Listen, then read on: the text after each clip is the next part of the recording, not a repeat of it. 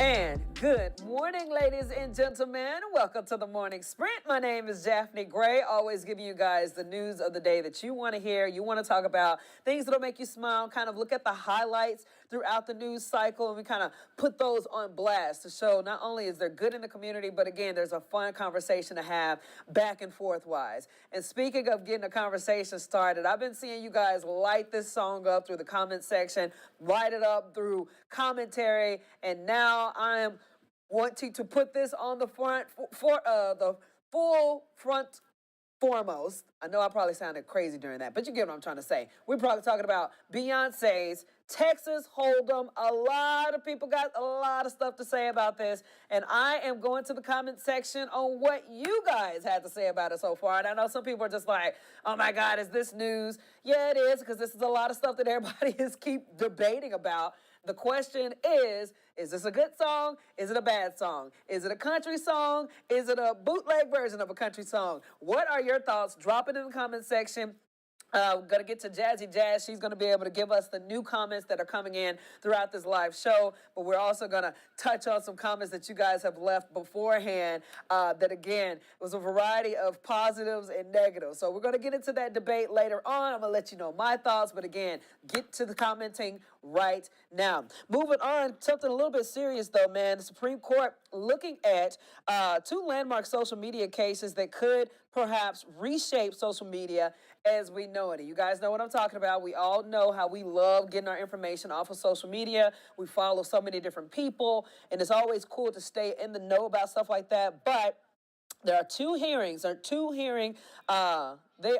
Supreme Court is hearing two laws from Florida and Texas that restrict social media companies from moderating content on their platforms. This comes after political candidates' posts on profiles were removed from different websites. Experts at Virginia Tech say that the focus is on free speech, and while one might argue they are a private business and can moderate their content, the other side says the social media is a common carrier for everyone to use. So basically, again, that the decision will not come until June, but could go either way. And we all have seen the shenanigans that have been happening over the past few years now where, hey, I like to say this really broke out during when the pandemic started, when certain people who had certain opinions about one thing were getting booted from major platforms and major servers, and then certain people about their opinions about something else, they were getting what you call it, shadow banned and stuff like that. So it was a lot of weird things happening during that time and still happening today, because there are a lot of things that the pandemic started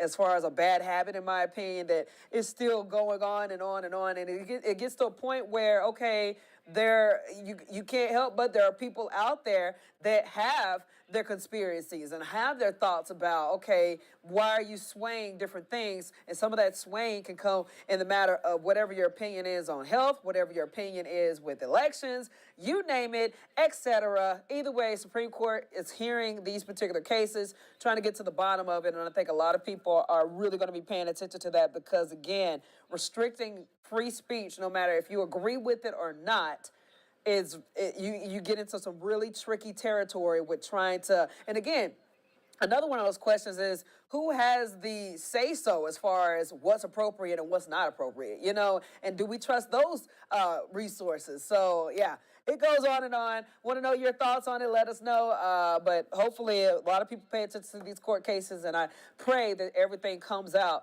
in the positive for everyone. We got to talk about this, man. This is a scary situation because we get it. It's a college tradition where some people like to storm courts after a game of some sort. Well, this past weekend, Duke's head coach now calling for a ban on court storming after one of his players got hurt this past weekend. So basically, students and fans stormed the court after Wake Forest upset Duke.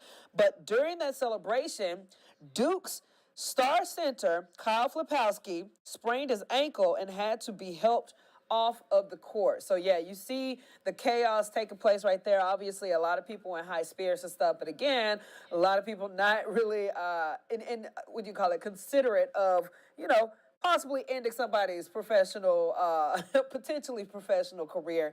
But, yeah, here's what the coach had to say about it. I'm more concerned about the well-being of our guys. Flip sprays his ankle. When are we going to ban court storming? Like, when are we going to ban them? Like, how many times does a player have to get into something where they get punched or they get pushed or they get taunted right in their face?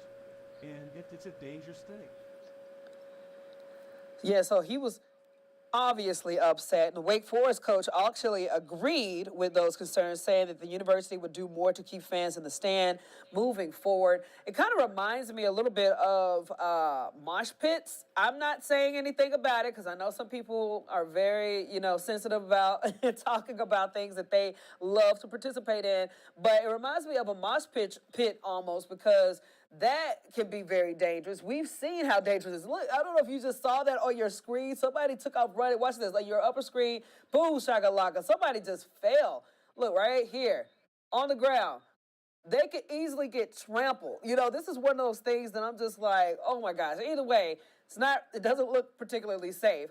So yeah, no, there's some concern there, and it's understandable. But yeah, people are not. These coaches are definitely not a fan of the court storming. So we'll see where that goes. Let's get over here to TGI's. Man, TGI Fridays. If you guys like this particular establishment, unfortunately, in Roanoke, they're permanently closing. They have a sign on the door that says that they shut their doors on February the 19th. Reached out to the restaurant chain to find out why they shut their doors, and so far we've gotten no answer. I will say, I don't think I've ever physically ate at TGI Fridays. I think I did grab, I wanted some wings or something the other day, and I ordered it on DoorDash like a long, long, long time ago. I don't really know how popular this restaurant chain is. I know some people love some TGI Fridays, and then some people, they kind of look at it as kind of like a basic Applebee's or some sort. I don't know. Either way, what are your thoughts on this? Are you guys upset that they're closing the location? I like I said, I can't tell that I'm a big fan of TGI Fridays, but I know there are some people out there who are. I probably would be more outraged if they came out of nowhere and said that Buffalo Wild Wings were closing their locations. I'd be like, what? That's something I'm like, okay, I don't like that. But hey, to each their own. Whatever's happening on that front, we shall see. Hopefully we get an answer soon as far as why they're closing the doors, so we'll get a better understanding what's going on. Happening tonight, man, we got something special going on for our veterans and obviously those who have given us the freedoms that we have today. Lynchburg City Council will vote on the potential new additions to Monument Terrace. Veterans hoping to bring in 3 new additions to recognize both the Gulf War and global war on terror. Leaders of the Lynchburg Area Veterans Council say that the additions would be a soldier's battlefield cross statue, a memorial plaque, and a Purple Heart memorial bench. All of it to symbolize the sacrifices made by the many, by those who gave us our freedoms. The 3 tributes have already been paid for various veterans organizations in Lynchburg at no expense to the city. So council members will vote on that additions tonight at 7:30. If you're interested in that, make sure you keep your eyes peeled, your ears peeled, because we're going to be following that big time. It's going to be a really good deal. And anytime when we can memorialize our veterans and those who, again, made that ultimate sacrifice for us, I'm all about it. I don't care how much it costs. All right, moving on to our weather. If you woke up this morning in Roanoke area, I think, as Chris was saying, a lot of fog taking place, but on a localized area, or localized, region. But either way, hopefully that's cleared up right now, but I know we will have some rain coming our way. So let's get to meteorologist Chris Michaels with your Tuesday forecast. Happy Tuesday. Today, tracking a few showers coming in late this morning into the afternoon. Tomorrow's when we see big changes. Very warm ahead of this main line of heavy rain between 2 and 6 p.m. Beyond that, temperatures crash and the wind picks up. Lots to keep track of. We'll keep you posted as we go through the next 24 to 36 hours. All right, Chris, thank you so much. Got something real sweet to show you guys, and it's a loop video, but I think you get the picture of why it's such a special moment. But a run of a lifetime and a moment that a couple won't soon forget. Check this out. Sunday, a man and his girlfriend both completed the Las Vegas Rock and Roll Running Series, and the man crossed the finish line first, waited for his boo thing to complete her race, but then surprise came where the man got down on one knee and proposed. She said yes, and they exchanged a kiss, and off they ran engaged. Look how happy he is. I absolutely love this. Look, and then they just get right back to business. They just take off. But literally having that, not only that accomplishment of finishing this race, But I wouldn't know what to think if this is something we shared together, and then next thing you know, he proposed right then and there. She said yes. Obviously, they're tired, and it's so funny because you can tell nobody really made that big of a deal about it. This is a big deal, and look, he's happy. Either way, a very cute story, and I think one of those memories where, hey, your father proposed to me when we we finished a race together. So yeah, always a cool deal being able to highlight those cute little proposals like that. And you think hashtag goals, man, hashtag goals. Speaking of proposals, man, how many of you guys are out there watching Love is Blind with me? This season is, in my opinion, I like it more than the past seasons. Like, I don't think I even watched whatever came out last go round, but this go round has me like into it because the couples that are matched up, I absolutely love it when women stick up for themselves and when they don't take crap for nobody, So yeah, it's a very entertaining series and I can't wait. Like, I'm not going to bring out any spoilers. I will definitely put like a warning on an episode if we were to do like a breakout of all Love is Blind stuff. I'll put a warning on that to let people know, don't watch us because we got some spoilers. But when this season is over, you best believe we're going hard on the bait talking about it because it's very, very entertaining so far. How long does it take to solve a Rubik's Cube? What do you think? Because if it was me solving it, guarantee you maybe several years, okay? Not for this boy, though. 11-year-old Taryn Nelson from Jennings, Missouri, takes him less than 2 minutes. This fifth grader is known as his elementary school as the Rubik's Cube Kid, and that's because he can get all 6 sides of the cube to be a single color in as fast as 43 seconds. Oh, what it do for me? It keeps me distracted. You don't have to be smart to solve a Rubik's Cube. All you need to know is the algorithms.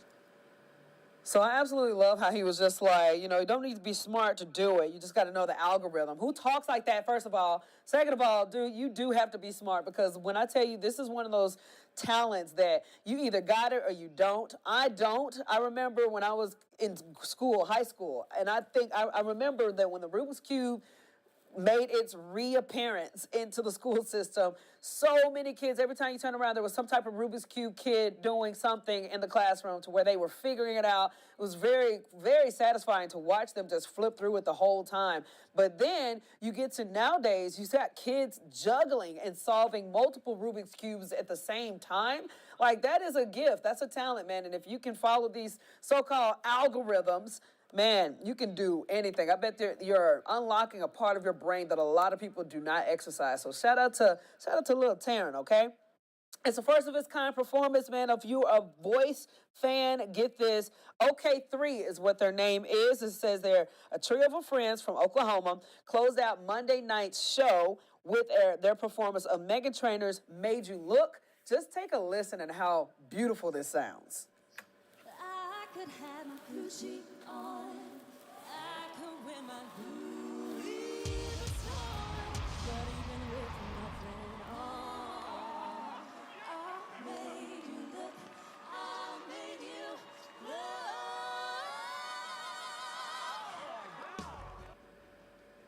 Like, isn't that crazy? That's some good vocal work right there. The women say that they're relieved to have made it on the show and are now preparing for the next round. Group heard the pitches from all 4 coaches, but won't learn who they chose until tonight's episode airs at 8. I remember waking up and clicking through my social media, and I saw that, and I was just like, let me just check it out, because I know Dan and Shay, who you just saw right there, they're like the new judges. So I was looking at it, and man, I'm just like, that when you can harmonize like that, and then they got their own little dance routine and all that good stuff, they killing it. They're really killing it. So hopefully, and I was just asking, I was having a conversation with our producer earlier. I was just like, so this will be the first time that a trio has made it, and they're trying to get that trio to, I guess, go to one group instead of being split up. Either way, very talented individuals, very gifted voices. I absolutely love seeing that. And I like seeing friends make it together and have dreams together, dream big together, okay? Speaking of dreaming big and music and beautiful ability to sing, dance, and all that good stuff, got to get to Beyonce, okay? So we all have heard the song, and this ain't Texas, and ain't no hold up. You've heard the song, okay? And we can't play the song because we ain't want no copyright issues, but Beyonce came out with This Ain't Texas, or Texas Hold'em, I think is what it's called. Either way, country hit is now #1 on the Billboard Hot 100. Texas Hold'em is her 9th song to hold that status. Last week, it reached #1 on the Billboard's Hot Country Songs survey, making Beyonce the first black woman ever to top that chart. So, my question is, and if you guys have heard the song, and I'm pretty sure you have because so many people are doing their own version of line dances, and I will admit, my mom, she loves trying to figure out how to do certain dances and played it to exhaustion this past weekend when I went to Arkansas, to the point where I'm just like, I don't want to hear the song anymore. I'm tired of it. But I'm not, and again, let me go ahead and say this for all of our Beyonce fans out there try to attack me and think that I'm throwing shade. I'm not throwing shade at anybody. I'm not taking anything away from Beyonce because, again, she is a queen in the art that she was gifted to have. This song, in my opinion, Texas Hold'em, and I'm going to say it, and I might rev some people up about it, but it ain't happening for me. I don't too much care for it. You know, I actually like country music. I actually started listening to it a lot this past year. And I just don't even know what category to put it in.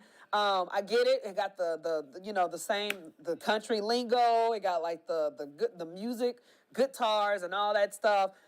But it's just one of those songs where I feel, and this is my personal opinion, this is not fact, people out there who think that I'm hating on somebody. I love Beyonce, but I will just simply say that I think if you read the lyrics, if you listen to the song, but if you had anybody out there who wasn't Beyonce or Taylor Swift or anybody else who's very, very popular, anybody out there who put their song or their voice to this song and sang it, I guarantee you a lot of people be like, that's kind of basic. But that's enough what I had to say about it. You guys had a lot to say about it too, and Jazzy Jazz got a lot to say about it as well. So let's get to the comment section.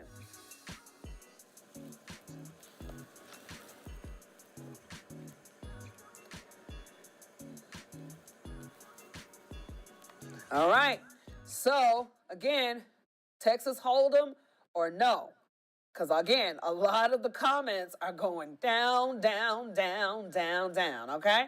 So let's get to our first comment that came in from Wendy. Wendy says, I positively love this song, and I'm not even a Beyonce fan. Maybe this has been her genre all along.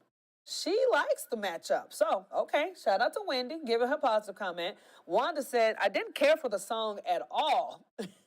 Next comment coming in from, let's get to Chris. Chris says that the metrics of her fan base have skewed the ranking. The song sounds forced and dull and obviously not well received by the majority of country music fans. I feel like there's some fact there because that is the case. If you look at the comment section, a lot of country fans are lighting it up. Freeman says that it's still a no for me, not genuine, gimmicky, mimicky. Yeah. A lot of people think it's a big mockery of country as well for her to win that award or that, those kind of accolades. This conversation comes in and says, this seems disingenuous because, yeah, she made it to the top, but who actually put her there? Pop/rap fans or actual true country listeners? ? Deborah says that nothing country about her song or video. Big note for me. And then another person came in and said, what a joke. And then another round of comments goes as follows. Joanne says, good for her, I guess. In the eyes and ears of a beholder. Doesn't make my favorite list, though. Linda says, not all that. Anthony says, kind of like Dolly doing metal. And then we got last comment coming in from Craig says, congrats, but are we really calling this song country? And then speaking of Dolly actually commented on her thoughts on the song. And this is coming from the one and only queen of country. Says that I'm a big fan of Beyonce and very excited that she's done a country album. So congratulations on your Billboard Hot Country #1 single. Can't wait to hear the full album. So if you think to yourself, you got support from Dolly, nobody else's opinion really matters because it's Dolly Parton. But moving on, let's get to old Jazzy Jazz because I got to talk to her. Jazz has a really cool analogy, or like her analyzation of this song, I think is pretty spot on for a lot of people. So Jazz, are you with me? Yeah, good morning. Hey girl, this ain't Texas. Okay, so honest opinion, if you could rank it between 1 and 10, what would you give it and why?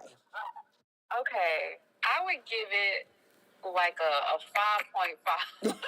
I'm with you. I got you. The thing is, and I don't want to offend the Bayhive now. The thing is that I'm a huge Beyonce fan. Like I've been listening, like I listened to like Destiny Child when I was younger. When I was like 7, I had Writing on the Walls, the CD, and I Yes. was playing it all the time.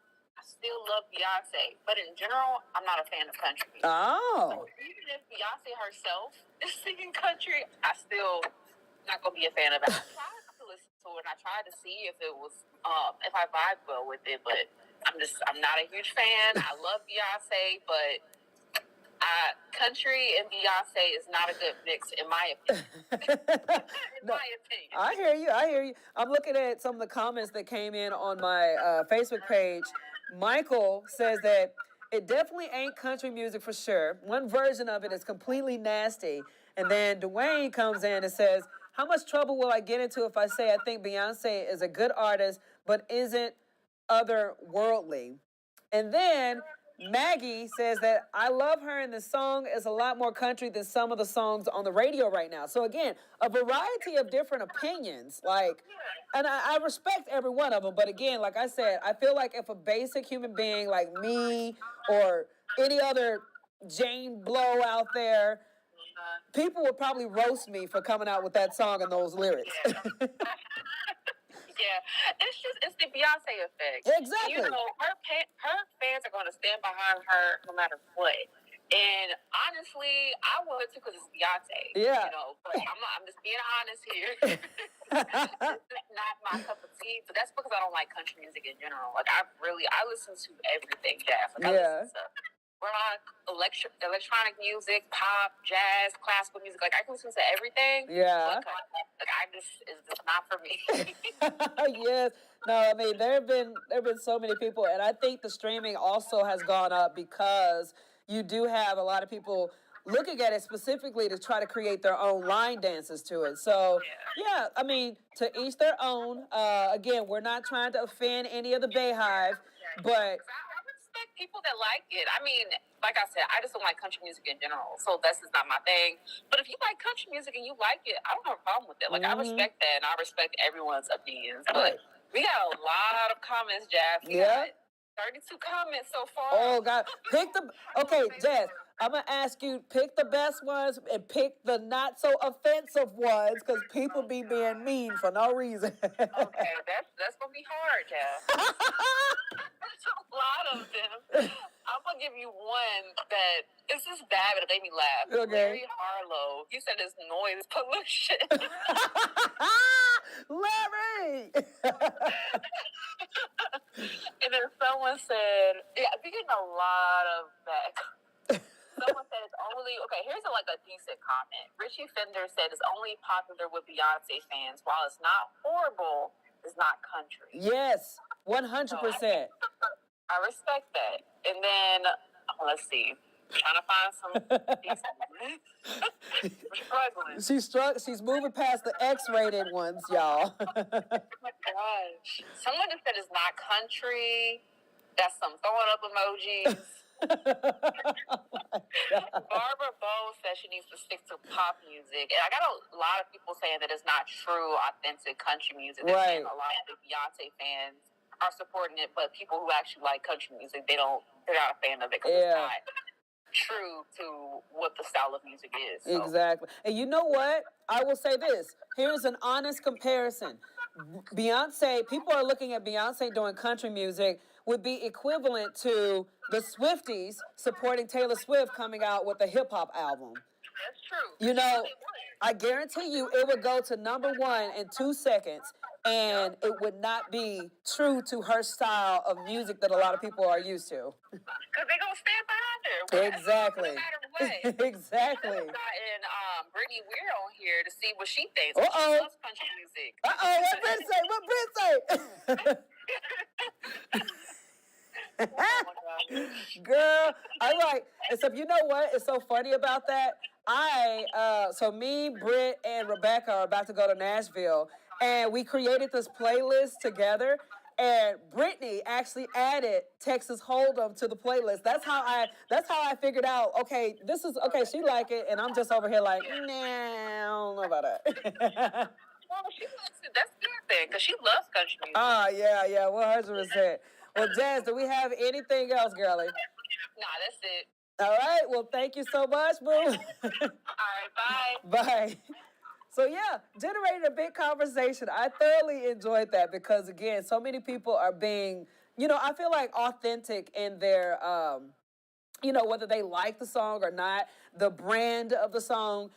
And like I said, it's not a bad song. It has, like, you can rock with it. I'm just the type of person that, like, when I break down the lyrics, I'm just like, what is she saying? Like, how is that? I got it. There's a tornado. And I say, okay, well, okay. And then you look at the music video, you're just like, what is happening? So yeah, it's one of those things for me. I'm going to be 100% honest. I agree with Jazz. I think it's probably like a little bit less than a 5.5% like rating scale.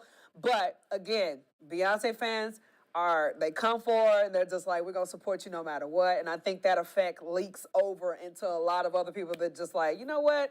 Okay, I'll give it to her. But a lot of country fans are just like, nah, like, no, ma'am, stop claiming our brand, So either way, if you guys go back and watch this episode later on, put your comments in the comment section. Be nice. Don't be rude. But put your comments in the comment section.